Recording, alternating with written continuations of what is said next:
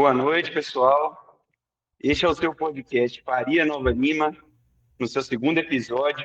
Eu sou o Cristiano Fonseca e essa noite a gente vai entrevistar o grande empresário Flávio Miarelli.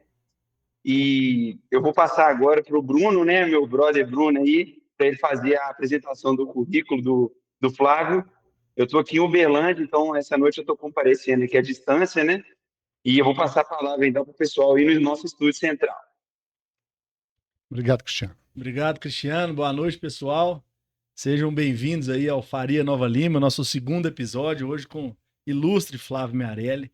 Deixa eu apresentar o currículo dele, né? O Flávio é administrador, ele fez pós-graduação pela Dom Cabral em finanças e também pela Dom Cabral ele fez um MBA em gestão estratégica. Ele tem pós-MBA em gestão estratégica pela Kellogg, né? Uma extensão. E também já fez o programa de desenvolvimento de conselheiros ali da Dom Cabral. Essa parte de formação, vamos dizer assim. E a experiência dele profissional, ele foi gerente de tesouraria do Banco Nacional, depois foi diretor do Milbanco, né? Um ponto muito interessante na carreira dele. Foi diretor comercial do Banco Pan-Americano, diretor comercial da Losango, que na época do grupo HSBC, foi head da Credit Car Financiamento, que na época era do grupo Citibank, e hoje é acionista da Sowing, né, a empresa que é patrocinadora aí do nosso podcast, meu sócio. Isso. E tem a presença em alguns conselhos de administração e tem uma carreira grande aí, para além dessa carreira empresarial, que eu queria que ele falasse um pouco. Tá. Obrigado, Bruno. Obrigado, Cristiano. Tô achando que eu estou ganhando aqui por proximidade, né? O Bruno me convidou porque a gente tem uma relação pessoal e de sociedade. E eu quero aproveitar para ver se a gente consegue, nessa uma hora aí, trocar um pouco da minha experiência, ver se eu consigo passar alguma coisa de boa para os ouvintes aí. Vamos começar. Você quer começar pela carreira? Quer começar pelo... Eu acho que podia falar um pouco da sua atuação fora do mundo corporativo, né? Como é que... Desde muito cedo, eu gostava muito de empreender, né? Eu tinha uma veia empreendedora que me ajudou não só na minha carreira como empreendedor, como na minha carreira como executivo. Que, como executivo, eu achei que toda a parte de minha empreendedora serviu na minha carreira de executivo como um executivo que tinha iniciativa, devido à veia empreendedora. Eu brincava lá quando eu trabalhava como executivo, que eu queria que todos os funcionários meus tivessem um negócio em paralelo. Porque eles iam ter a dor de dono, eles iam ter um negócio, como eu tinha, né? Sempre fui executivo tendo um negócio em paralelo. E aquilo me ajudou como executivo. Eu brinco que a minha primeira experiência empreendedora foi que eu estudava num colégio caro, que era o Colégio Dom Silvério, tinha cinco irmãos, então era meio pesado pro orçamento do meu pai. E eu acertei com a moça que trabalhava lá em casa, dela fazer sanduíche, era um sanduíche de pão natural, com cenoura ralada e maionese. Eu cortava em dois aquele sanduíche, a margem era alta, e eu franqueava em cada andar do Colégio Dom Silvério, aqui na Savassi, eu franqueava um aluno em cada andar e distribuía, chegava lá com várias sacolas de sanduíche, distribuía nos andares e dava participação para eles, e aquilo fazia girar. E você tinha quantos anos, mais ou menos? Era garoto, devia ter 16, 15, 16. Começou e aí. Aquilo começou a crescer, virar uma confusão, aí o Dom Silvério viu que estava fazendo concorrência para a cantina dele e proibiu que eu fizesse aquilo. Mas foi a primeira experiência, então ela contou, tem jeito de ganhar dinheiro através de parceria, Então eu fazia parceria com a moça que trabalhava lá em casa, dava uma participação do lucro para ela, fazia parceria com o distribuidor dentro da Silvério e ficava nesse meio, ganhando um resultadozinho. Meu segundo emprego foi o mais importante do ponto de vista da minha formação e da minha filosofia de vida empresarial e vida como executivo dali para frente. Eu brinco que eu tive um primeiro aumento de salário de 300%. E isso contou para mim como uma filosofia. Falei, o que eu fiz certo aqui que eu tive esse aumento de salário? Mas é uma brincadeira, né? Que eu ganhava meio salário mínimo, então os 300% virou 2 salários mínimos, mas foi um aumento de 300%. Com certeza. Na verdade, eu tinha um tio que conduzia, tocava algumas obras e ele estava sobrecarregado, porque ele tinha um emprego público também, e ele precisava de alguém para ajudar ele. E na época ele não queria que fosse eu, porque eu ia fazer vestibular de engenharia ainda, e meu pai estava incomodado de eu ficar em casa, eu tinha certeza que eu ia passar na faculdade de engenharia, na Federal, porque eram 200 vagas e 100 candidatos, então assim, a chance de eu não entrar era baixa. A não ser Aham. que eu zerasse a prova, eu não entraria, mas eu entrei, virei na federal. E aí meu tio falou, não, esse cara é meio enrolado, ele gosta de dormir. Não. Aí meu pai, não, você tem que dar emprego para ele. E eu fui trabalhar com meu tio. Aham. Quando eu cheguei lá, ele falou, olha, sua obrigação aqui, essa prancheta aqui, você vai colocar no eixo da abscissa e da coordenada, pedreiro nome tal, Pedro, Paulo, Valdivino era o nome dos pedreiros que tinha lá. Ah. E na frente você vai pôr assim, chegou na hora, saiu na hora, chegou na hora, saiu na hora, tá com cheiro de cachaça. É só isso que você tem que preencher. Eu quero saber se os caras estão chegando e estão enrolando para trabalhar. Não faz mais nada. E me entregou aquela prancheta. Aí eu peguei e falei, gente, já que eu estou aqui mesmo, isso aqui é muito pouco para mim, vou ver o que eu faço. E comecei a tentar entender de obra e tal. Comecei a pesquisar material de construção, o que o contador fazia, e aos poucos eu fui absorvendo toda a compra de materiais, tudo que o contador fazia, dispensei o contador, comecei a fazer campanhas de produtividade com os pedreiros, eu colocava um pedreiro para emassar uma parede aqui, o outro do outro lado, quem chegasse ao final daria um pão com salame primeiro, eles saíam amassando, correndo os dois, e a obra começava a andar rápido e tal, e os donos da obra chegavam, achavam engraçado o meu jeito de patrocinar aquela desenvolvimento da obra, e fui ficando amigo dos donos das obras que contratavam meu tio. Uhum. Aí quando eu ia fazer uma prova lá, um belo dia, eu ia fazer o vestibular para engenharia ainda, eu ia fazer uma prova, tinha que ler um livro, eu peguei e fui, tinha um quartinho no fundo da obra lá, que eu fui ler o livro lá, acabei dormindo, e tranquei a porta e acabei dormindo.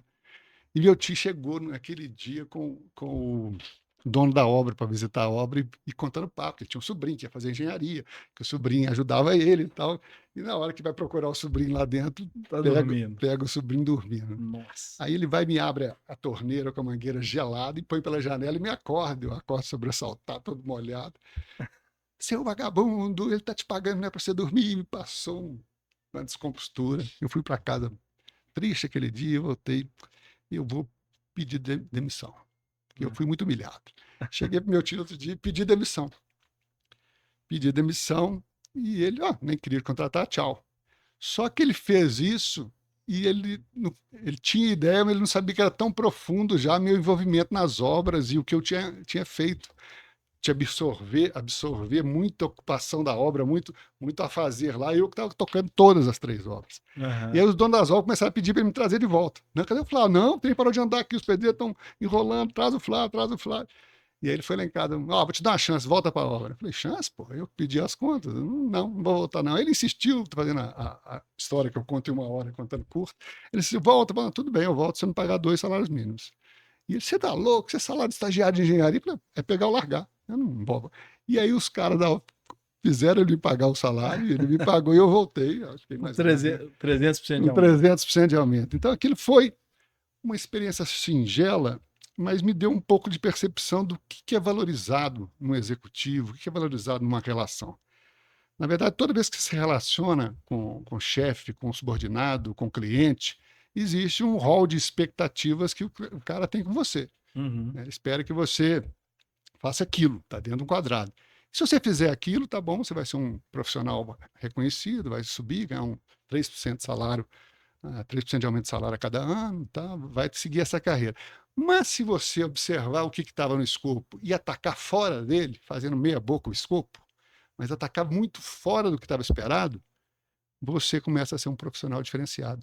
E foi aquilo que eu fiz na obra. E foi aquilo que me diferenciou. O que era para me fazer, que era prancheta, preenchendo se o cara estava cheio de cachaça, tinha chegado na hora, aquilo virou secundário. No outro dia eu já não fazia mais. Mas eu fiz tudo aquilo que não estava na expectativa e acendeu aquele que, cara, é por aqui. É por aqui que eu vou. Em toda a minha empreitada de empresário, empreitada de executivo, eu vou por aqui. Vou tentar entender a expectativa do meu interlocutor e tentar entregar algo surpreendente para ele, né?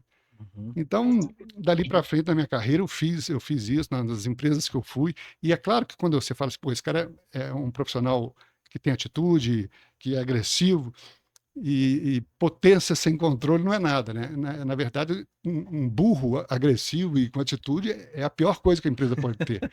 Então, eu vi que eu não podia ser burro, eu tinha que me preparar para ter aquela proatividade, para ter criatividade, e via mais ou menos a média dos meus competidores do cargo, que formação que eles tinham, eu estava sempre um passo à frente. Certo. Então, o cara tinha pós-graduação, o cara tinha curso superior, eu tinha pós-graduação, ele tinha pós-graduação, eu tinha MBA, ele tinha MBA, eu tinha pós-MBA. Eu estava correndo para ter uma formação, para ter substância, para, de fato, influenciar de forma positiva e para frente.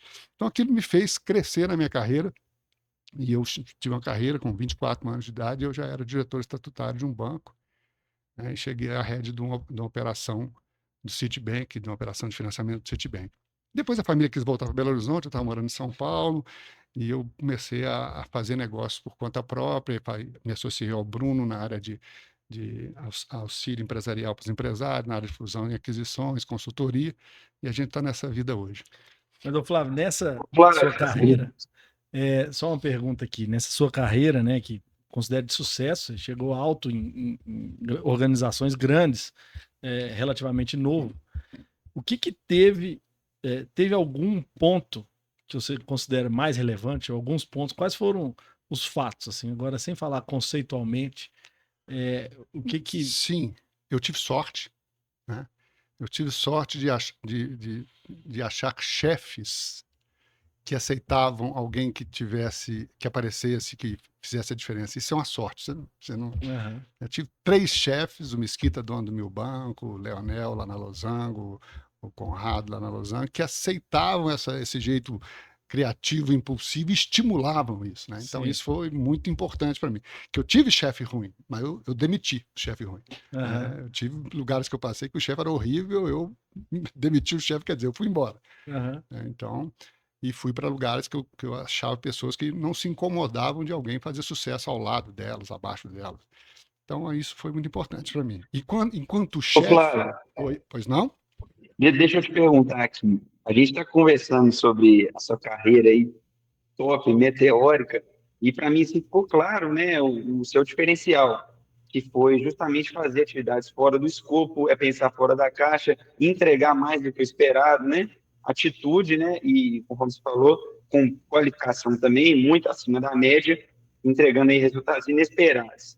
Mas eu acredito que muita gente, né, tem um perfil diferente aí do seu. Você teve um crescimento meteórico, uma carreira invejável muito novo. Com 24 anos já estava em posição de diretoria no Citibank, certo? Não, no banco local aqui. No banco local. Perfeito. E agora, assim, o que você pode falar para a gente, aí, para o pessoal que acompanha o podcast, né? O pessoal que já está aí com 30 anos, com 40 e quer diversificar a carreira, quer sair ali daquela inércia que ele está e buscar novos postos, uma carreira melhor posicionada, de mais sucesso, mas queria fazer isso de uma forma mais acelerada, né? Até porque essas pessoas têm menos tempo. E eu sei que percorreu esse caminho todo, que está nesse patamar, você tem muito a contribuir. Qual que é a dica que você dá aí para a gente em aceleração de carreira? Tá. Então, essa postura de estar na cabine do caminhão e não na carroceria, ela é muito importante, né? Então, quando você está na organização, você tem que estar o tempo todo entendendo o business que você está inserido, né? E escapando daquele escopo original. Isso é muito importante. Quando você chega, você tem um job description, que ele pode ser formal ou não, está lá na sua mão. Mas você tem que falar, cara, como é que eu vou fazer alguma coisa que meus chefes... Aí quando eu falo chefe é funcionário, é chefe, é cliente, é todo mundo que está em volta de você naquela atuação. Como é que eu vou surpreender essa turma? E isso mesmo, a pergunta é essa. E se você vier a perguntar para algum deles como você vai surpreendê-los, cai para dentro do escopo, não serve. Né? Na hora que você fala assim, o que eu faço para te surpreender? O cara faz isso, aí ele já está esperando aquilo. Então, eu vou dar um exemplo besta aqui, por exemplo. Um dia eu estava no escritório meu lá na Losango, e aí me ligou o dono da Arapuã, o presidente da Arapuã, já Renato Jacó. Renato me ligou, Flávio, eu estou aqui em São Paulo, você é de BH, eu precisava saber uma loja que eu estou querendo alugar para a empresa. Arapuã já mostra mais ou menos a minha idade. Eu tô querendo alugar uma loja para a empresa e eu queria que você me desse a opinião do ponto, se acha que vale a pena ou não, o preço é mais ou menos esse, eu estou negociando. Eu falei, Renato, me liga em 2 minutos, que eu estou acabando a ligação, eu posso conversar com você com mais calma. Aí ele, tá bom, desligou. Eu saí correndo do meu escritório, fui para a porta do ponto, medi, vi que tinha uma banca de jornal na frente que atrapalhava a placa, que as árvores estavam ali, a loja ia precisar de uma reforma grande, e olhei tudo para ele, anotei tudo, e aí ele me ligou, daí 5 minutos ele me ligou. E aí, Flávio, você pode falar sobre o ponto? Não, não, só posso, como eu estou aqui dentro do ponto agora, e tem isso, tem... Ele, como assim, Flávio? Eu falei, não, eu estou te dando uma opinião, eu vim ver o ponto. Aí ele ligou para o presidente da Los Angeles, Conrado, você tem um maluco em Belo Horizonte, ele pede uma coisa, ele entrega outra. Então era sempre isso. O Ricardo, presidente da Ricardo Eletro, que é um parceiro meu, quando eu conheci ele, o escopo do trabalho meu com o Ricardo era o quê? Eu era um diretor de financeiro. Ele queria que eu afrouxasse o crédito para dar o crédito para os clientes dele, ou que eu abaixasse a taxa. Certo. Só tinha essas duas. O que mais que ele queria de mim? Mais crédito e mais barato. Crédito e mais barato. Certo. Cara, eu nunca conversei isso com o Ricardo. Eu nunca conversei esse assunto com o Ricardo. Por quê? Porque eu olhava o negócio dele, como é que ele ia crescer, onde é que ele tinha gap, como é que eu podia ajudar no gap, e estava sempre do lado pensando estrategicamente no desenvolvimento da Ricardo Eletro. Ele tinha 6 lojas quando eu conheci ele. Nossa. E chegou a 1000 lojas, né? Então, toda a história dele, de sucesso, hoje está fazendo sucesso no podcast também dele lá na R1. Então, assim, era observar o que a demanda, a dor principal não é aquela do escopo, é uma dor adjacente, é descobrir isso. Então, dica de carreira, você tem que ver quem são os seus stakeholders ali, quem está do lado, como é que eu tenho que influenciar cada um, e com muita verdade, né? E com muita lealdade, porque também se você for pisar em alguém para chegar lá, tiver que fazer alguma sacanagem para subir na carreira, dura pouco a carreira. Certo. Dura pouco e ela é ingrata e você sai pela porta do fundo. Então eu tinha muito cuidado com isso, posso ter errado na minha vida, como a gente erra, a gente é imaturo, a gente pisa na bola, mas durante minha carreira eu tive muito cuidado para ser verdadeiro, ser leal e fazer fora do escopo dos stakeholders. E deu certo. E a parte empreendedora, né? Quais foram os movimentos que mais contribuíram? Você já explicou um pouco que conciliou, né, a carreira executiva com empreendedorismo. Como foi isso e quais foram os movimentos mais relevantes na parte Normalmente, na parte de empreendedorismo, eu fiz a mesma coisa. Eu tinha algum empreendedor talentoso, criativo, inteligente, algum empreendedor talentoso, criativo, inteligente, que por algum motivo foi apresentado a mim, eu fui apresentado a ele, eu via o que ele estava pensando, a ideia dele, e via como eu podia acelerar a ideia. Né? Muito mais do que eu. Dá um exemplo. Por vários aqui. Não, dá um bom. Por exemplo, eu fui ao Chile, esse fui eu mesmo que montei. Eu fui ao Chile ver como é que emprestava dinheiro de porta em porta lá. Fui comprar um sistema para o banco, pro meu banco, cheguei lá, tinha os pastinhos, que é uma coisa que não tinha no Brasil. Eu falei, caramba, como é que alguém empresta de porta em porta, sem ter banco, sem ter nada? Eu vou montar isso no Brasil. Cheguei aqui, montei no meu banco, chamava Cred 1000. E eu pus 200 pessoas na rua de pastinha, porta em porta, emprestando dinheiro. E virou uma máquina de produzir empréstimo. Depois, quando o meu banco descontinuou, eu montei a minha própria empresa, chamada Super Money, junto com o ex-dono da Supermóveis. Eu tinha metade, ele tinha metade. Ele me deu os espaços, ele me deu toda a estrutura, e eu montei essa equipe. Chegamos a ter 400 pontos de venda no Brasil.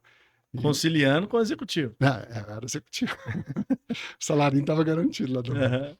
Mas era interessante, que meus chefes sempre souberam, nunca escondi. Sim, aliás, uma vez eu pedi para o presidente da companhia falar na convenção que ele sabia que eu tinha um negócio, eu não me relacionava com o meu negócio, e ele me contratou porque eu tinha aquele negócio, ele queria aquela cultura dentro da empresa. Certo. Então, assim, sempre...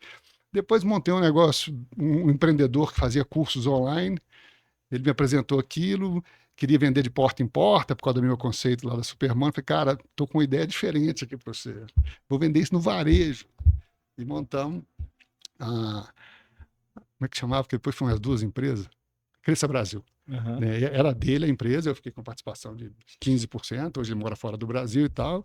E ele acabou vendendo isso para o UOL depois, e o negócio ficou muito grande. Chegamos a vender 250 mil cursos por mês. Nossa. Então, assim, sempre era um empreendedor inteligente, muito mais inteligente que eu, muito mais preparado para montar uma coisa, e eu via como é que eu ia originar, distribuir aquilo. Como é que eu ia fazer daquela ideia dinheiro, né? Então, um pouco isso, mas fiz muita coisa. Tem muito... Eu desmontei a Super Celular uma vez, um diretor da Telemig me chamou, no mesmo conceito de vender celular de porta em porta, cheguei a vender 2.000 celulares por mês. Eu vendia celular batendo de porta em porta, minha equipe saía já com o celular habilitado, todo mundo nas lojas e minha turma indo, no começo do celular, indo de porta em porta e oferecendo, já com o financiamento da Lozão, que era a empresa que eu trabalhava.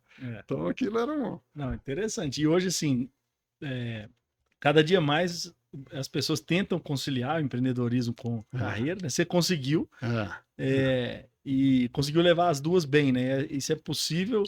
Acho que a questão de ter alguém tocando a empresa empreendedora foi relevante, né? Você não conseguiria ser o número determinante, né? Determinante. Enfim, conseguiu ter o bom dos dois mundos e levar para dentro da empresa. Eu acho que hoje isso é mais fácil. Mais fácil, com certeza. Na minha época, isso era um tabu, era quase um crime. Entendeu? Um crime. Mas como o dono da casa autorizava, né? Falava, vou fingir que eu não vi, fazia assim mesmo. Eu falei, cara, não tem nenhum problema. Se eu não pudesse ser executivo assim, eu vou lá pro meu negocinho, vou tocar ele lá. Não, fica aqui. E era muito engraçado. Ele foi até eu desistir de ser executivo. Porque há uns 15 anos atrás, eu era CEO da financeira do City, mas a família morando em BH, aí comecei a ter uma vida muito sacrificada, indo segunda, voltando sexta, aí fiz as contas de mineiro gasta pouco, falei, meu dinheirinho já dá para manter um certo conforto para minha família e abri mão de ser executivo, né, no auge da minha carreira.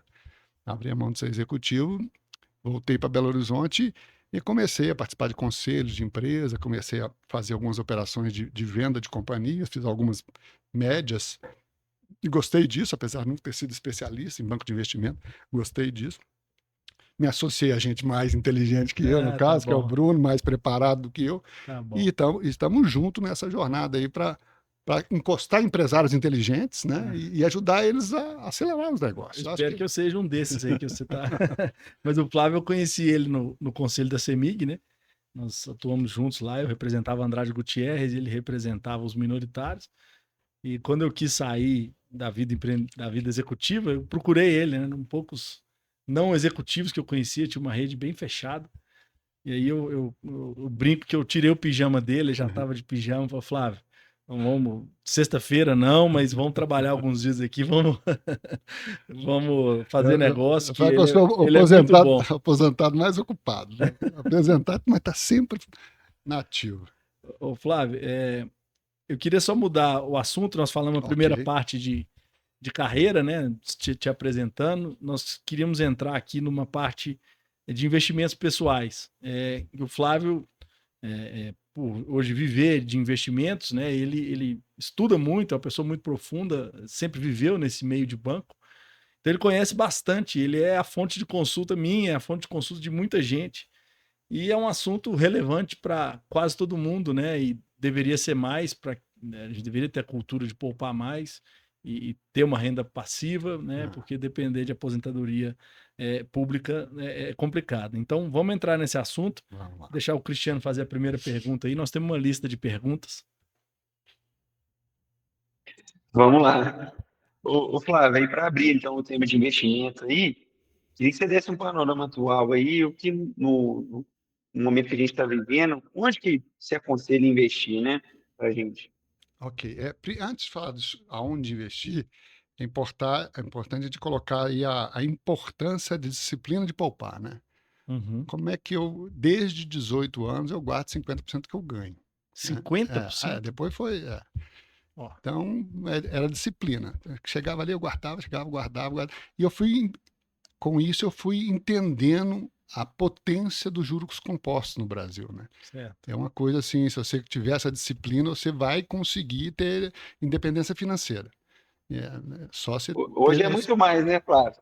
Não, hoje eu não ganho nada, então vivo do montinho que eu juntei lá. Tô brincando, eu ganho esporádico, eu não tenho renda, ativa, né? Não, mensal, né? Não tenho renda mensal de salário disso. A gente faz negócio, a gente tem participação nos negócios. Mas então essa disciplina é muito importante, né? E aí eu brinco muito com as pessoas. Eu tenho um parceiro, que é o Léo Bisotto, que ele cuida dos investimentos meus e dos meus amigos, né? Cuida do dia a dia disso, a estratégia a gente traça junto. Certo. Então a gente tem muito amigo nosso que investe com a gente. E a gente tem uma estratégia dependendo do perfil de cada pessoa, né? O que eu faço é entender, ter a disciplina de poupar, é fundamental, e depois, para que eu estou guardando? Né? Onde é que eu quero chegar com aquele dinheiro? Eu quero comprar algum bem? Eu quero me aposentar e viver de renda? no meu caso era para quê? Eu queria ter liberdade. Liberdade, eu já era um sujeito livre, assim, no jeito de agir, mas eu queria poder falar assim, eu só quero fazer aquilo que eu tenho prazer. Aí um momento, e eu pus que 40 anos seria isso. 40 anos eu ia largar qualquer compromisso executivo e tal, acabou que estava muito bom na época, eu empurrei lá para os 40, mas 46 eu larguei, 47 eu já não era executivo mais. Que é jovem, né? Assim, bem... Eu lembro que o povo me xingava quando eu falava isso. Com 40 eu paro de fazer, não é que paro de trabalhar, eu paro de fazer aquilo que eu não quero fazer. Tem mais 3 anos só, então. Mas com 40 eu não sei se eu podia parar, não. Mas um pouco mais para frente já dava para parar e começar a escolher mais as coisas que a gente quer fazer.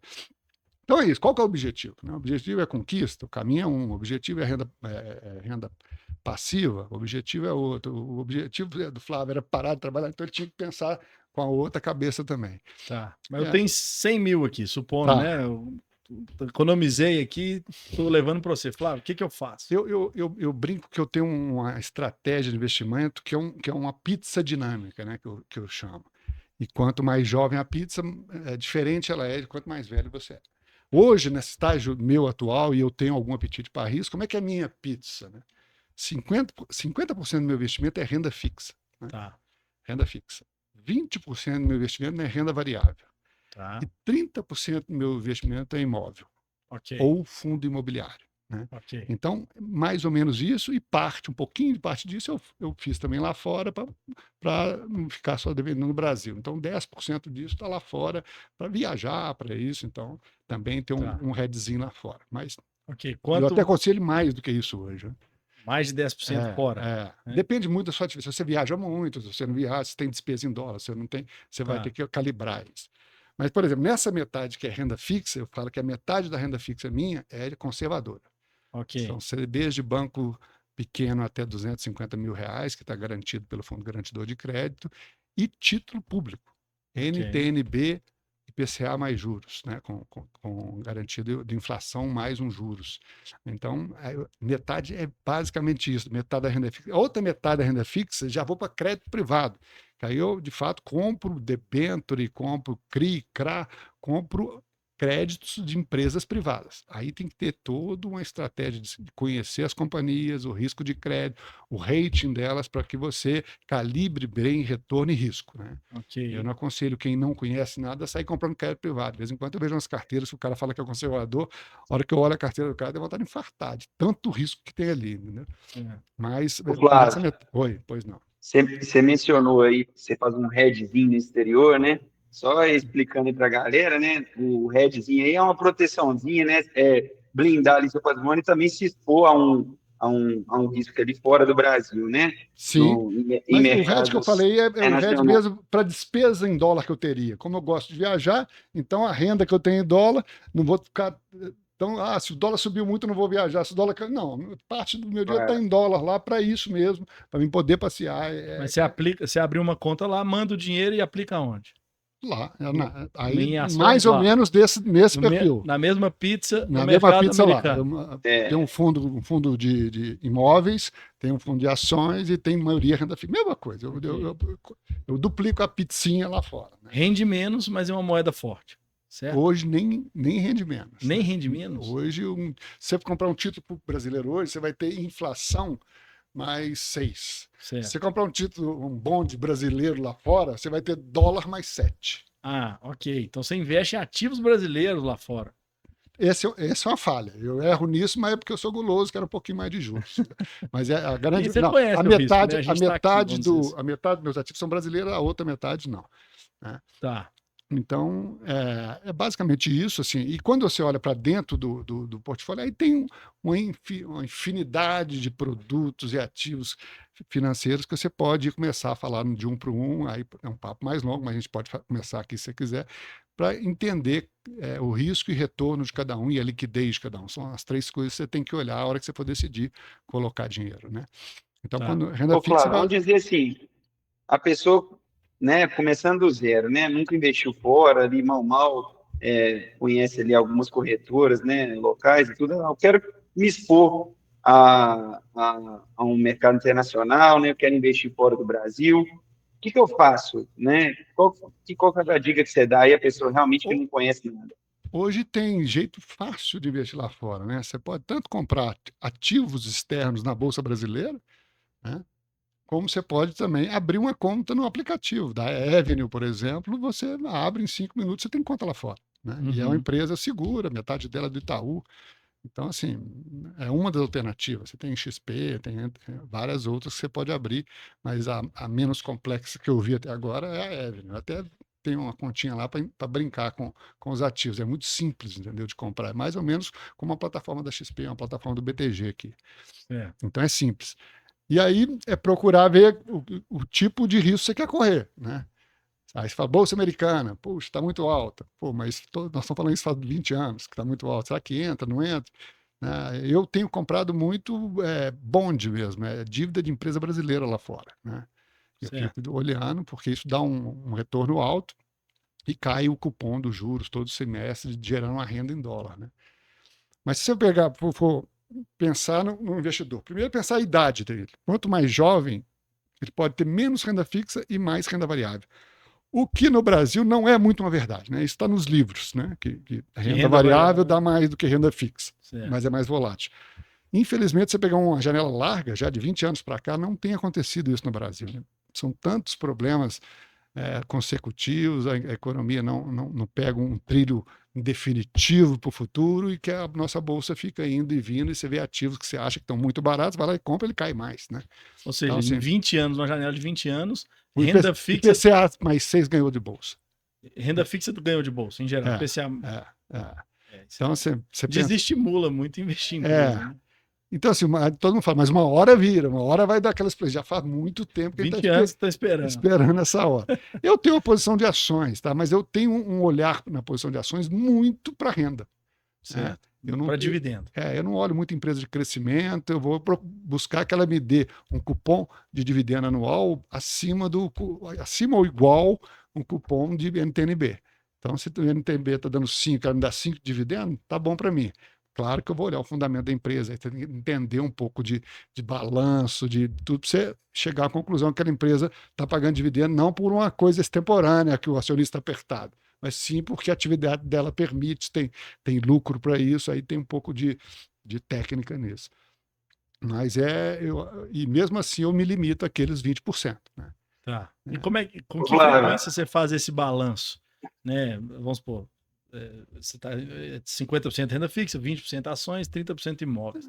Isso varia. Tá, e eu estava falando que a pizza é dinâmica, né? Isso é muito interessante. Esse dinamismo da pizza, ele meio que autorregula. Quando a bolsa sobe, o meu 20 vira 22. Certo. Aí eu pego esses dois e jogo na renda fixa. Isso todo mês você olha? Todo mês. Tá. Bobear toda semana. Para não dizer todo dia. Mas um investidor assim... normal olhar todo mês tá... Legal, olhou lá, seus 20% imóvel. Muita gente que eu encontrei, e é um erro ou é um vício, o brasileiro fica com muito medo de inseguro e acaba imobilizando demais. Então, muita gente chegou para mim, eu olhava, o cara tinha um bom patrimônio, 80% imobilizado. E grande parte desse imobilizado que gera passivo, que não gera renda.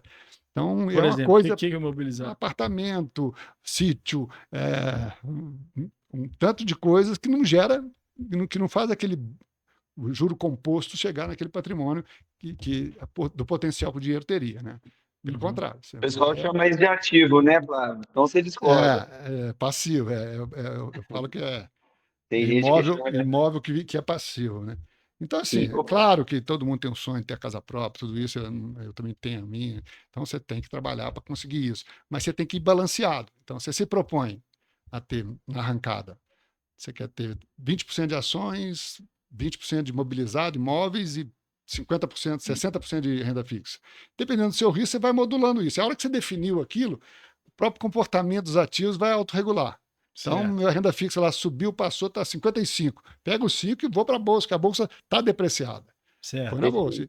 E assim por diante. Essa bola vai girando.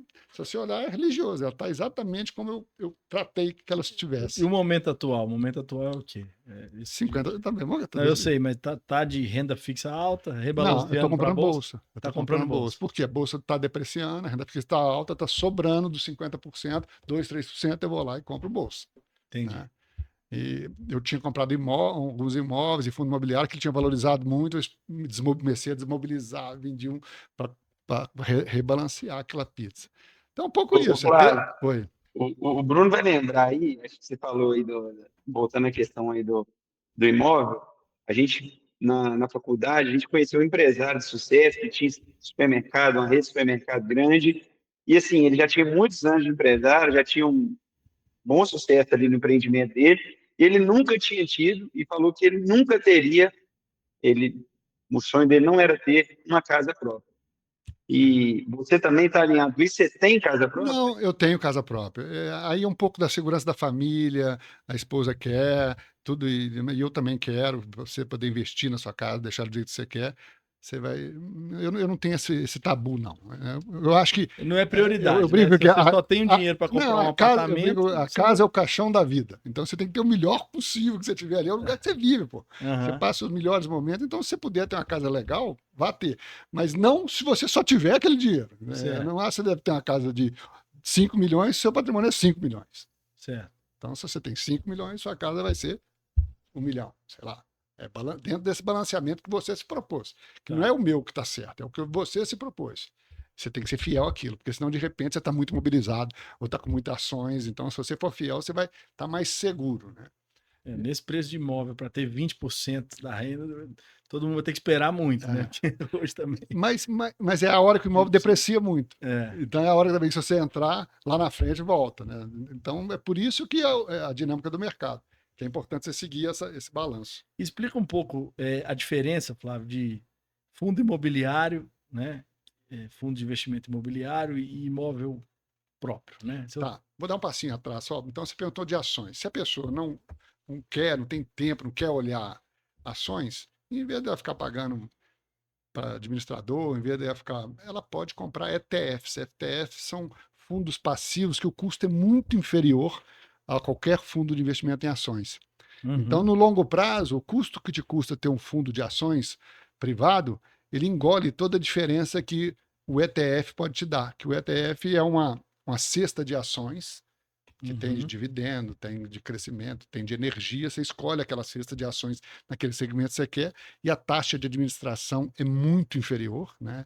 É 5, 10% da taxa de administração do fundo normal e não tem taxa de performance. Então, essa diferença no longo prazo tira É todo. relevante. É muito relevante. Então, se você não O que entende. esse ETF é um robô que executa? É, ETF não, ele segue um índice. Se o índice é o Divo, que é o que segue o índice de ações de dividendo, aí você compra o certo, Divo 11. Aí todo índice que a Bovespa lá define como índice de ações de dividendo, ele vai e replica aquilo na carteira dele. Ah, small caps, eu quero risco, crescimento, não tem nenhum problema. O ETF vai replicar todo o índice de small cap. tem o ETF do Ibovespa também. Tem o geral, que é o de Bovespa, que replica exatamente a valorização do Bovespa, que é o maior, o mais negociado, tem mais liquidez. Então, eu acho que para ações, quem não é do ramo, esse é um bom caminho. Né? Sim. Agora, se você estuda ali, você tem né, você quer fazer, aí tem que vir para a técnica, entender os fundamentos de cada empresa, nível de endividamento dela, mercado que ela compete. Aí são várias coisas que a gente olha para falar, pô, aqui está de bom tamanho. Tá. Tá na hora de entrar. Explica aí o fundo imobiliário, depois a gente volta aí Tá. nos fundamentos de ações, né? Fundo imobiliário e imóveis. Se você é um profissional da área imobiliária, conhece profundamente o mercado imobiliário e participa da fase do desenvolvimento imobiliário, é imóveis.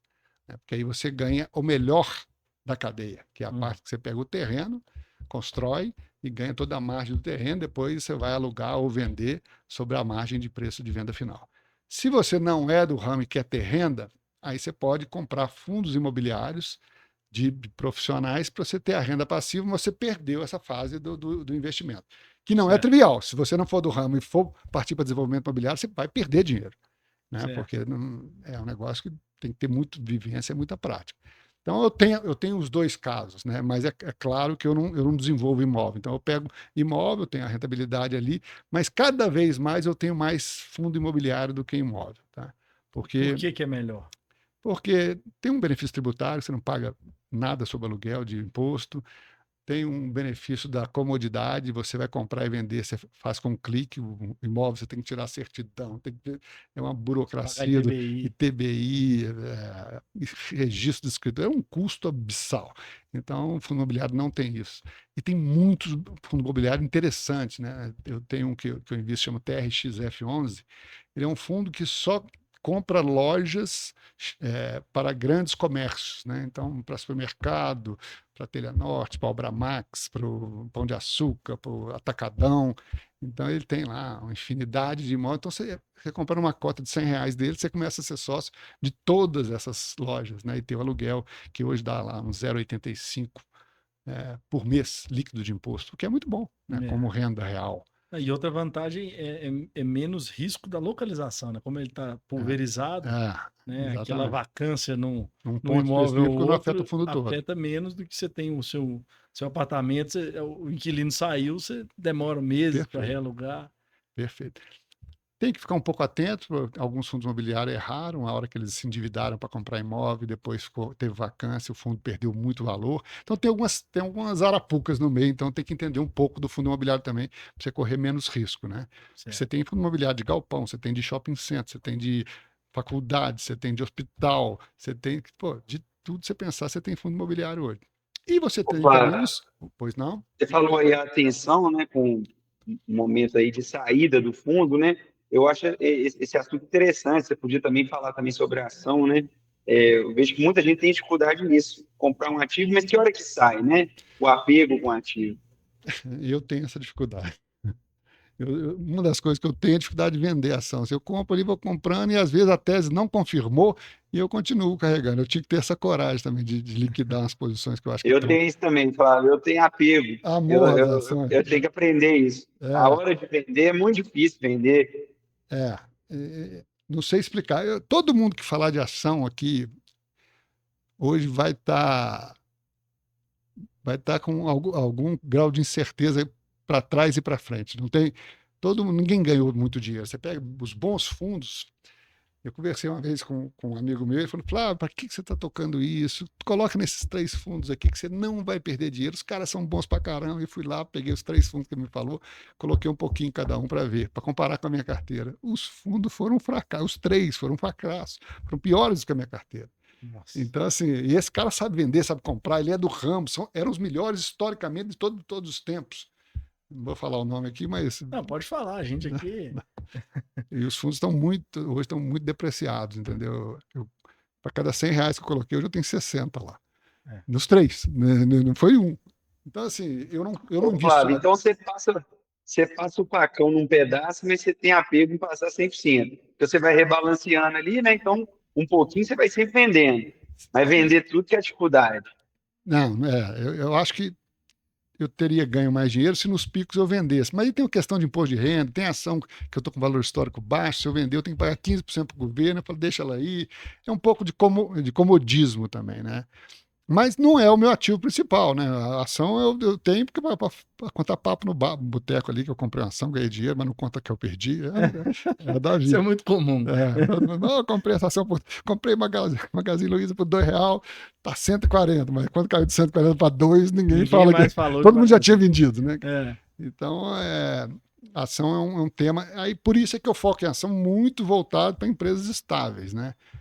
Mesmo as estáveis passam por ciclos, né? Você pega uma Vale do Rio Doce, hoje está num ciclo de baixa, né? Com riscos lá da China. Você pega uma Petrobras, hoje está de ingerência política. A Petrobras está no pico de preço, mas também está com risco de ingerência política. Então, assim, né, é muito futurologia. Se assim vão para os fundamentos da empresa. A empresa tem um histórico de pagamento de dividendo bom, o negócio dela é um negócio que ela tem um diferencial competitivo, difícil de tomar mercado dela. E se as respostas for sendo sim, e se você fizer a avaliação que o múltiplo, o valor dela em relação ao lucro dela está baixo, por que não comprar um pouquinho? Você vai ter o dividendo que está ali, você vai ter uma ação com chance de valorizar mais do que o IPCA. Então, é um bom... Eu tenho ações que eu ganhei dinheiro. E peguei amor, né? Elas estão lá, agora estão caindo, eu tô apaixonado. Além dessas questões de mercado histórico, quais outros indicadores você leva em consideração para dizer se quando eu olho a ação, eu passo qual o mercado que ela está inserindo. Tá.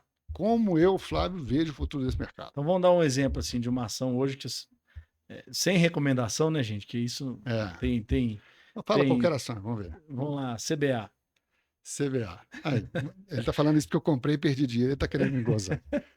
Vamos lá. Por exemplo, gente, isso não é nenhuma recomendação, não. É um exemplo CBA, o hipotético. que é a CBA? A CBA é uma empresa da cadeia completa de alumínio. Tá. Né? Da bauxita à esquadria, ela produz alumínio e é a maior empresa de alumínio do Brasil. Okay. Quando você vai olhar quanto ela foi no IPO e quanto que ela está hoje, ela chegou a estar 40, ela foi a R$12, R$11 no IPO, hoje ela está R$4. Né? R$4. Então, o valor de preço com relação ao IPO dela estava muito defasado. E quando eu fui olhar também a questão da geração de caixa dela versus o preço dela, estava muito defasado. E aí tinha implicação direta com o preço da commodity de alumínio, né? Que é cíclica. E o alumínio estava no fundo do poço. Aí eu resolvi comprar. Falei, cara, na hora que virar o ciclo do alumínio, eu vou ganhar dinheiro, porque a empresa, além de ganhar com a commodity que ela produz, ela ganha toda a agregação de valor. Ela é autossuficiente em energia, que é o maior insumo mais caro dela, além da bauxita. Certo. Então eu falei, pô, essa empresa tá barata, de graça. Eu comprei ela por 6, ela caiu para 5, eu comprei ela por 5, ela caiu para 4, eu comprei ela por 4, agora tá 5 de novo. Começou a voltar. Começou a voltar. Então, mas é olhando um pouco isso.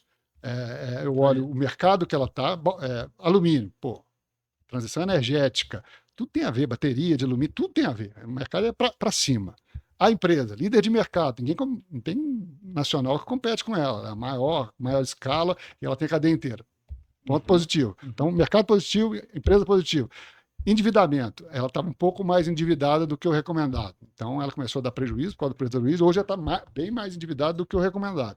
Mas o acionista confia na companhia, foi lá, fez um aumento de capital, né, na empresa, para deixar a estrutura de capital dela robusta, e o alumínio começou a subir. Certo. Quer dizer, eu espero que ela ainda vai dar alegria. Eu comprei. O meu preço médio está bem acima do preço que ela está aqui hoje, mas eu acho que daqui a pouco ela já volta para o preço médio. Médio e longo prazo ela volta. E a longo prazo eu confio pra caramba na empresa, um grupo sério, um grupo centenário que toca a companhia, abriu ela em bolsa, a primeira empresa deles na bolsa, né? E a gente sabe. Claro. Pois não. Você mencionou aí preço médio, né? Você foi fazendo escadinha, né? O preço foi caindo, você foi comprando mais. Sim. Onde que você deixa esse dinheiro, né? O seu colchão de liquidez aí fica onde, né? Para nesse momento de oportunidade você conseguir ir comprando. Tem vários ativos de renda fixa que estão negociados em bolsa hoje, né? Você tem fundo de papel com muita liquidez e que o dinheiro está na conta em D+2. Que é o mesmo prazo que a ação é debitada, D+2. Então você está dentro dos 50% de renda fixa, tem uns de liquidez. Você vende o fundo e compra a ação. Aí vai cair junto o débito e o crédito. Tá. Então é mais ou menos. Hoje você tem um KNCR, que é um fundo da Quiné, uma casa seríssima, que dá mais de 100% do CDI, isento de imposto, com liquidez em D+2. Tem alguns riscos de crédito ali, não é recomendação, porque ele tem papel privado, então tem algum risco. Tem o Canip. Alguma vez, Flávio, você já foi de all-in, como a gente diz, né? Entrou mais forte em algum ativo? Não, eu sou o rei da pulverização, né? Eu pego lá, nenhuma ação pode ter mais do que X do meu patrimônio. E aí não passo de jeito nenhum. Eu sempre fui. Isso não enriquece. Todo mundo fala: se você quer enriquecer, você tem que concentrar, focar em um ou dois ativos. Então, eu nunca vou ficar rico, porque eu sou bem pulverizado. Eu prefiro ter tranquilidade do que correr risco para ficar rico e tal. Eu prefiro ter tranquilidade e ter minha despesa coberta. Mas hoje, nenhum ativo meu que der problema me tira 10 minutos de sono, porque ele vai ser muito pequenininho na carteira. Certo. Então, já estamos falando aí de pulverização e foco, né? O Warren Mas Buffett isso é para mim. Contra isso, porque ele trabalha com isso, vamos dizer, né? Ele é especialista e fica focado. E ele fala que se uma ação é boa, por que você vai comprar outra? Se ela é a melhor que você estudou, foca nela. Né? Ele foca em aí eu compro a ação da empresa dele, a Berkshire Hathaway, e deixo ele fazer isso por mim. Né? E é excelente, é um ativo que eu ganhei dinheiro com ele. Porque o cara vai ali, ele pesquisa, ele estuda profundamente, compra a empresa no fundo de poço com potencial. O que eu tentei fazer com a CBA, ele fez certo em várias outras. Há muitos anos, né? Ultimamente ele está dando cabeçada. Mas, Flávio, isso, ouvindo você falar, assim, eu me considero ainda tem um conhecimento acima da média no mercado financeiro e o seu ainda é acima, né? E para as pessoas, né, minha esposa é médica, por exemplo, onde é que eu ponho meu dinheiro? Eu falo, tem um outro amigo meu que fala, ó, quando você tem um problema médico, eu respondo para ela, você procura um especialista. Então não queira saber como o Flávio sabe esses fundamentos de empresa. É mais fácil você procurar um Flávio, né? Hoje a minha poupança, você que administra, do que você ficar tentando acertar se aquela ação tá baixa ou tá alta.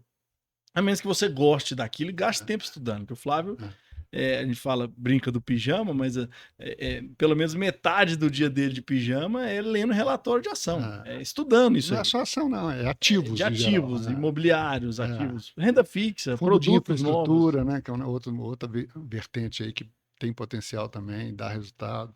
Então tem vários ativos que, quando você olha para o momento atual do Brasil, você pega um juro real em crédito público dando mais de 6%, ou seja, IPCA mais 6%, com a NTNB da hoje. Ou você olha um crédito privado dando 7%, mas IPCA isento de imposto. É muito difícil você pegar alguém que não está afeito a risco e falar para comprar ação, apesar de estar barato, porque o juro está muito alto, a ação está barata. Mas então, assim, hoje, vai recomendar a pessoa que está começando a poupar e tal, a renda fixa está E eu não tenho medo de alongar, né? Eu compro NTNB com vencimento 2060. Meu neto é que vai resgatar ela, não sou eu. Entendeu? Porque, por uma vantagem, eu não pago imposto sobre o IPCA até o vencimento, daqui 40 anos. Então, isso ajuda a capitalizar os juros durante esse prazo. E eu vou ter a renda do jurinho, do cupom trimestral, que eu compro par e ímpar, né? Trimestral. Então, todo trimestre cai um cupom aí da NTNB. Eu acho um excepcional investimento. Tem um investimento novo agora do governo também, que é muito vantajoso. Nunca nenhum assessor de investimento vai te recomendar isso, porque ele vai ganhar zero se ele te vender isso. Nós vamos falar sobre isso. Então, isso não existe, né? Se for em qualquer banco, se eu quero complicar, vai falar que não existe o produto, mas existe. Chama Tesouro Aposentadoria. Você compra você escolhe quanto você quer aposentar e tem os títulos lá. Então, por exemplo, como eu estou mais velhinho, eu já compro o 2030. Ele começa a me dar renda em 2030. Então, eu compro o papel hoje, ele valoriza pelo NTNB mais 6 até 2030 e depois ele faz 240 prestações, te entrega. Tá? Então, você vai comprando vários daquele título, vai acumulando até 2030. 2030 você converte tudo em renda. Se você é mais novo, compra 2035. Se você é mais novo, você compra 2040, entendeu? Esse é um excepcional investimento. Por quê? Porque o Tesouro Direto te isenta da custódia. Se você pegar uma corretora que não tem taxa de custódia, isso é muito importante. Acho hoje tem muitos que não tem. Só entrar no home broker e comprar direto. Não precisa conversar com ninguém, porque senão eles vão te convencer do contrário.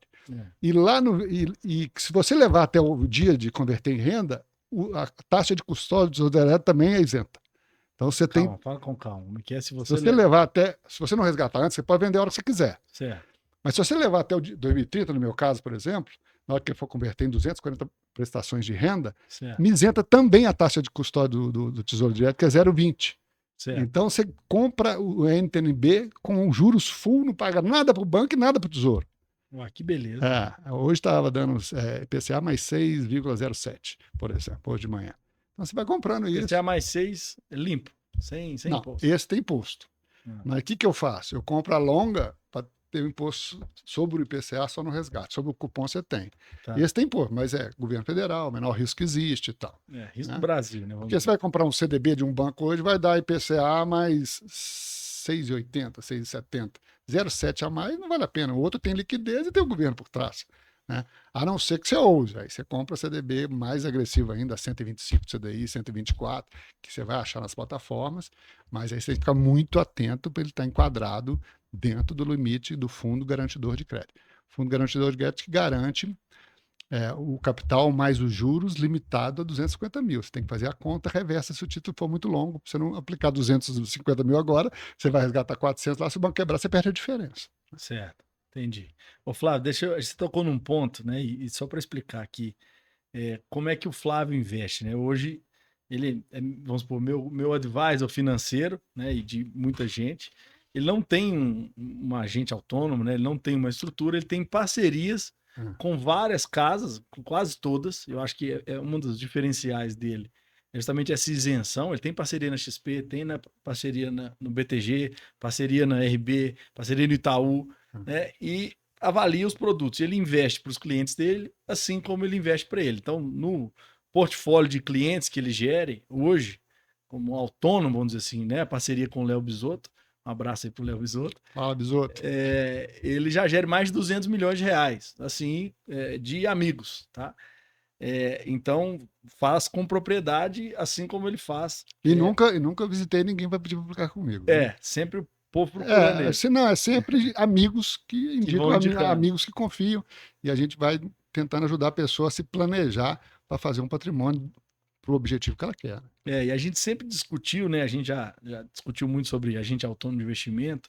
É um instrumento muito interessante de democratização do investimento, só que tem um conflito de interesse grande, né? Do assessor que está ali trabalhando o seu investimento, entre a remuneração sua e a remuneração dele. Eu queria que você explicasse um pouco isso e como isso tem evoluído e como fugir disso. Eu acho que essa é uma questão séria, muito séria, né?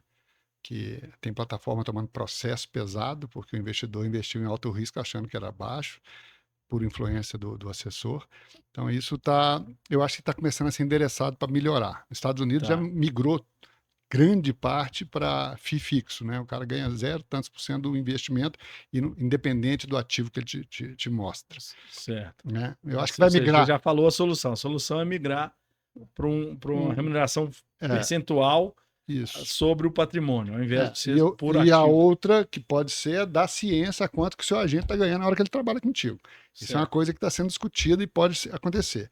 Então, você vai Pode virar lei, não é isso? Pode virar lei. Tem produtos que ele te oferece. Para você ter ideia da diferença disso, esse título, eu acabei de falar para você, se eu vender R$1 milhão para você lá hoje, eu vou ganhar zero. Zero. Você não ganha. Você não ganha nada me recomendando esse produto. Certo. Se eu te vender um COI, eu vou ganhar 2%.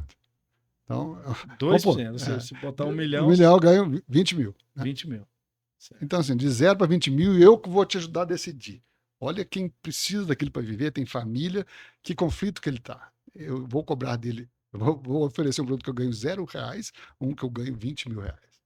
Então, assim, eu não tô falando que o cara... A gente não crucifica os assessores por isso. A pessoa tem que sobreviver. O modelo está falido. O modelo está errado, não é o assessor que está errado. Então, o importante é você estar com alguém que você confia muito, pode confiar pouco, porque se ele depender daquilo para viver, a tentação vai ser grande, né? E depois, de repente, migrar para o modelo de FII fixo, né? Eu acho justo que ele ganhe 0,5 ao ano da minha carteira. É muito difícil. Em Minas Gerais é muito difícil. De vez em quando o Léo quer migrar para isso, fala, Léo, mineiro pode até estar sendo cobrado, ele não quer saber que está pagando. Né? Então, assim, todo mês você tem lá R$1 milhão, você pagar 5 mil por ano, dar um cheque para o assessor ou debitar na sua conta, o cara tem que entender o que está acontecendo para falar que é um bom negócio para ele. Né? Então, é um negócio que tem que observar, mas a dica é, se sua carteira tiver muito COI e muito fundo multimercado... Agora eles estão dando outros nomes para os COIs, né? Ficou meio queimado. Estruturados. Estruturado. Se tiver muito dessas coisas, assim, tem bons também, mas a grande maioria é muito rentável para quem vende. Então, aí eu acho que você tem que se perguntar, é aqui que eu fico. Nos Estados Unidos é proibido COI, Flávio? Não. Não, né? Não. Mas eu acho que o grau de transparência na remuneração do assessor é muito maior. Vai caminhar para... Esse conflito já está dando as feridas que ele tem que dar, agora está na hora de curar.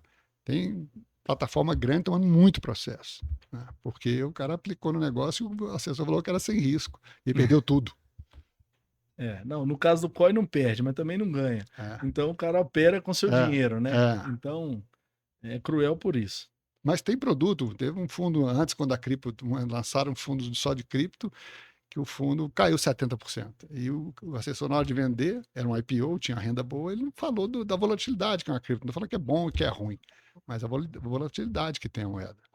O cripto? Vamos falar disso? Entrou em cripto aí, Ixi, lá vem. Opa, aproveitando aí o veio da cripto. Você investe, você compra o Bitcoin, você compra outros, né? As altcoins que a gente chama. Naquela queda violenta que teve há 2 anos atrás, eu comprei um pouquinho para brincar. E vendi, ganhei um dinheirinho. Mas assim, no conceito, né? Tem muito amigo meu sério que tem investido, Maurilinho, meu amigo aí, que está investindo nisso, estudando isso profundamente, Henrique, meu amigo também, que gosta muito de Bitcoin, é um defensor. Tem muito amigo meu me catequizando para mim acreditar na moeda, né? Certo. Que eu gosto muito do palpável, do tangível, né?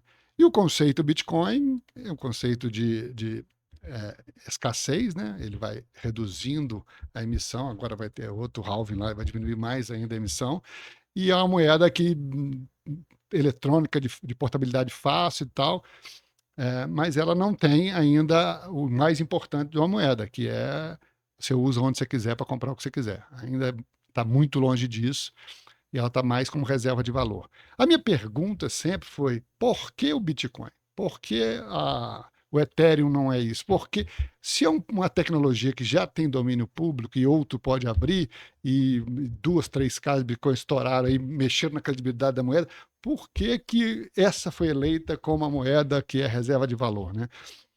Tem fundamento, livros profundos que falam que ela tem todos os benefícios do ouro, pela escassez, e com a vantagem da portabilidade que o ouro não tem, né? Então, assim, E da descentralização, né?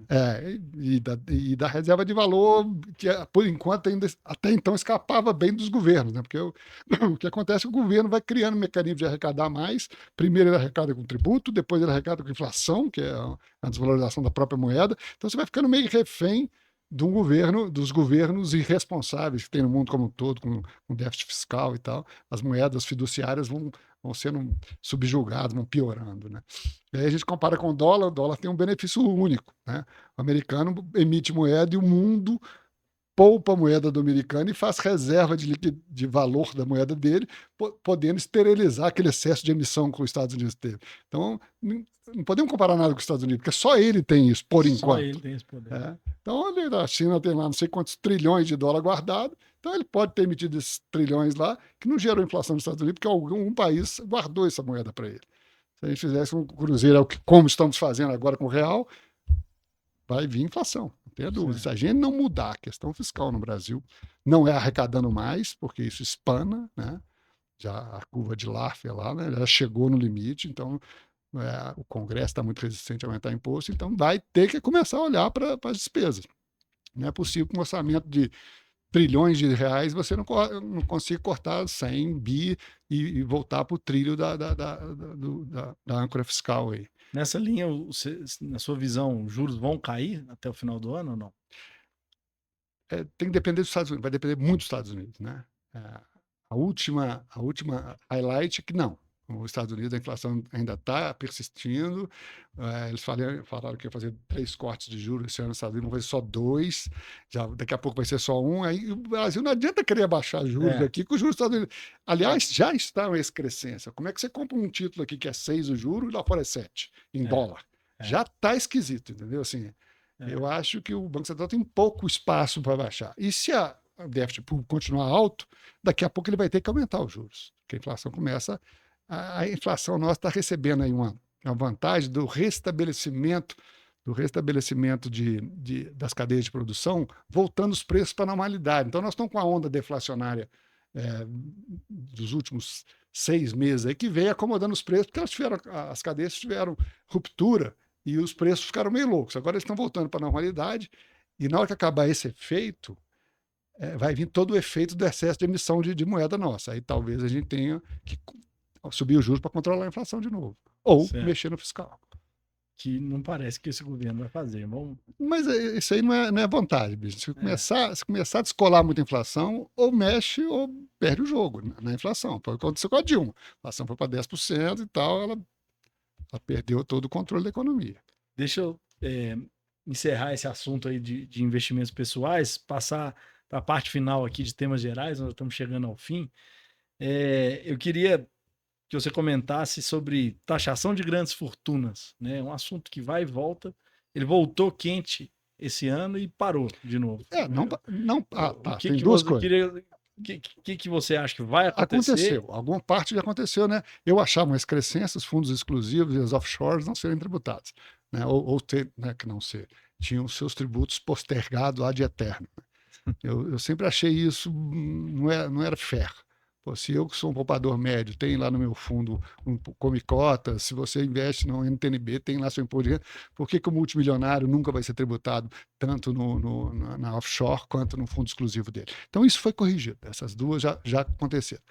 A taxação da grande fortuna, que já é tão taxada, né, em todos os seus. Eu acho que pode ser uma faca de dois gumes. Né? A França tentou fazer isso e voltou atrás, porque os milionários saíram da França, foram para outro país. Todo mundo tem opção de sair. Né? O milionário tem alternativa. Então, assim, eu acho que alguma coisa vem na área de TCMD, na área de imposto sobre herança, pode aumentar um pouco, que eu acho que pode ser justo, mas não tem espaço para aumentar mais. A carga tributária nossa, você trabalha um terço do ano para suportar o governo.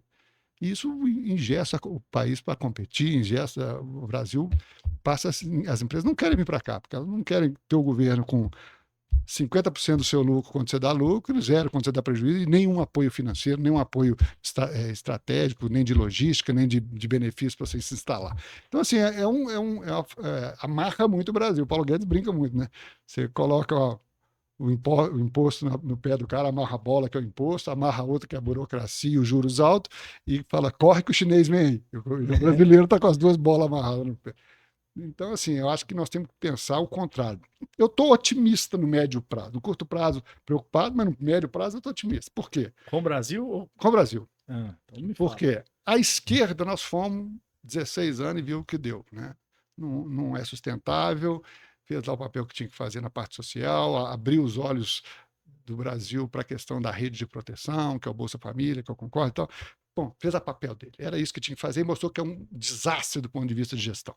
Então, aí fomos à direita, um pouco mais do que eu gostaria.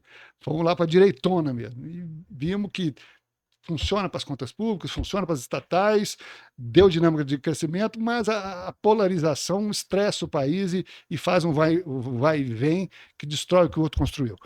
Então, agora eu acho que nós vamos ter, na próxima, se Deus quiser, um governo de centro. Na próxima, mas o de agora? O de agora tá péssimo. Tem que aguentar 2 anos e meio. Não, mas o péssimo, com um Congresso mais conservador, nós vamos atravessar. Tá passando. Nós vamos atravessar. Todo mundo assim, segurando o ar para ver se passa rápido. Passou isso, nós vamos ter algum cara de centro, essas experiências extremadas demais, eu acho que não voltam. O país precisava passar pela esquerda, precisava passar pela direita, e agora precisa tomar um caminho para frente, né?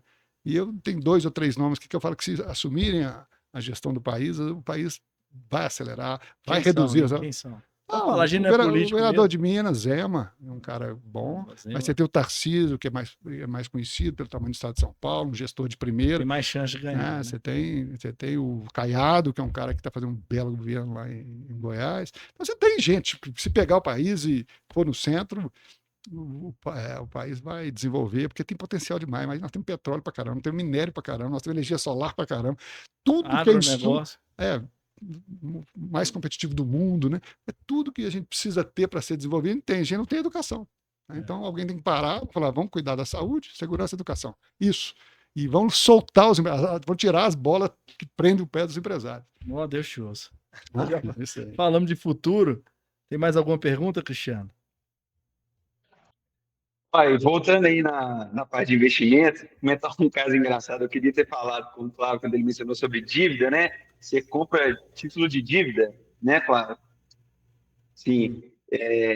O meu irmão contou, né, que logo que ele foi trabalhar em São Paulo, ele dividiu apartamento, era trainee de empresa, de 4 pessoas no mesmo apartamento. O rapaz que morava com ele comprou um apartamento financiado, e, sem falar com o meu irmão, colocou o nome dele lá, né, como contato, no contrato, e zarpou para os Estados Unidos, não sei para onde, aí sumiu no mundo, deixou a dívida para trás. Fato é que foram cobrando ele, meu irmão, coitado, passou uma vida, o pessoal ligando, falou, não tem nada a ver com essa pessoa, ele nem me avisou que tinha me colocado no contrato, né, como contato telefônico dele, que sumiu no contato, acho que era o meu irmão, ele só morava com ele. Fato é que foram comprando essa dívida dele, que eu não sei certinho, mas acho que tirava em torno de R$700 mil, né, um apartamento.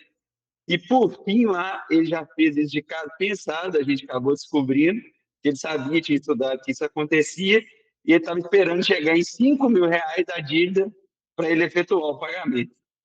Então, acho que nessa cadeia aí, muita gente perdeu dinheiro com ele, né, Não, Flávio? crédito privado é um negócio para investir, você tem que entender o que você está comprando, né? É. E mesmo quem entende, dá cabeçada. Eu já tive 2 problemas no crédito privado, um foi uma rodovia, o outro foi um shopping que eu comprei, conhecia menos de crédito no passado, e eles deram problema, os 2 deram. O shopping, o proprietário do shopping desviou todo o faturamento do shopping, ele parou de pagar a dívida, e a rodovia, eles estimaram em 1 bilhão o capex da rodovia, foi 2. Aí ele não conseguiu pagar o CRI. Hoje os crisistas viraram dono da rodovia. Rodovias do Tietê. Foi ruim, porque contaminou todo o mercado de debêntures incentivados de rodovias. Hoje Próximos, né? elas pagam mais caro por causa desse evento, entendeu? Entendi. Então, assim, foi bom que o governo também olhou isso e falou, vamos ver o projeto Finance com muito mais detalhe antes de liberar debêntures, né? Para que seja viável. Então tem risco. Tudo tem risco. Energia eólica, parar de ventar, não paga. Energia solar, se chover muito, tudo tem o seu risco. O que tem menos risco é a linha de transmissão, que na hora que você põe o poste em pé, ela, independente de passar ou não energia ali, ela vai ganhar a remuneração dela. Então são os projetos mais... Depois da obra pronta, né? Depois até então tem lá ambiental, tudo é muito difícil licenciar. Ô Flávio, só para finalizar a última pergunta, né? Para quem está começando a investir, né? Quem está começando a poupar, quer entrar nesse mundo de buscar uma renda passiva, buscar uma liberdade financeira. Qual que é o conselho que você dá para essa pessoa? Eu acho que diversificar, cuidado com a imobilização, né? Eu acho que a imobilização, na hora que você entra para você desmobilizar, não é tão simples. E tentar fazer a sua pizza lá dentro do seu conforto de risco. Não gosto de ações? Tenha 5% de ações, 10% de ações. Gosto mais de imóvel? Tenha mais fundo imobiliário e tal, mas tentar ser disciplinado em acompanhar ela. Começa sempre com renda fixa, né? E fala, bom, agora eu já tenho 100 mil, vou pôr 10 aqui em ações e vou pôr 10 em fundo imobiliário ou vou comprar da entrada na sala, aí depende de cada um. Então, e ter disciplina, eu acho que isso é muito importante. Eu tenho tentação, de vez em quando aparece um negócio bom e tal, mas eu olho para minha pizza, eu estou proibido pela minha pizza. Fala, pô, tem esse papel aqui, tá barato e tal. Não, mas não tem espaço. Ou esse móvel tá legal. Ih, estou estourado, entendeu? Então não posso. Eu me pus essa disciplina. Não faço. Você acompanha lá e vê que eu sigo a risca. Então é foco na pizza do bem. Não vou chamar ela pizza do investimento. É a pizza de Brasília, não. E acreditar no poder do juro composto. Quer dizer, o cara fala, vai sobrar 2 mil por mês aqui, eu não vou guardar, não, isso aí não vai mudar minha vida. E assim ele vai. Na hora que chegou nos 40, ele fala, agora eu vou juntar. Não, esquece. Esses 2 milzinhos lá todos, hoje você tinha uma outra. Eu faço a comparação, pego R$1 milhão, põe por 25 anos aplicado a NTNB, que é uma ótima aplicação, ou um debênture incentivado AAA com 1 ponto a mais isenta. Lá no final desses 25 anos dá quase o dobro. Ou seja, 1% a mais. 1% a mais no investimento ao ano.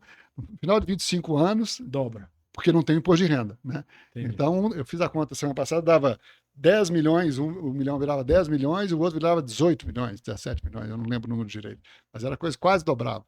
Então o cara fala, vou pôr no banco lá, vai estar dando 1%, 0,8%, qualquer coisa, hoje não dá nada. Não é bem assim. Tenha atenção para o 0,0 ali, que ele no futuro pode dobrar o seu patrimônio. Muito interessante.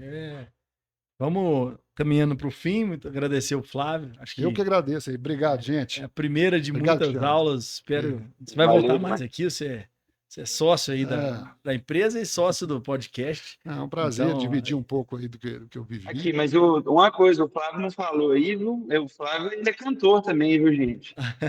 Eu já vi o Flávio cantando aí. Como é que é essa história aí, Flávio? Você ainda arranjou tempo para treinar? Foi homenagem ao casamento do meu amigo aqui. O dia que ele cantou, eu tive a coragem, depois de algumas taças de vinho e doses de uísque, de subir no palco e arriscar.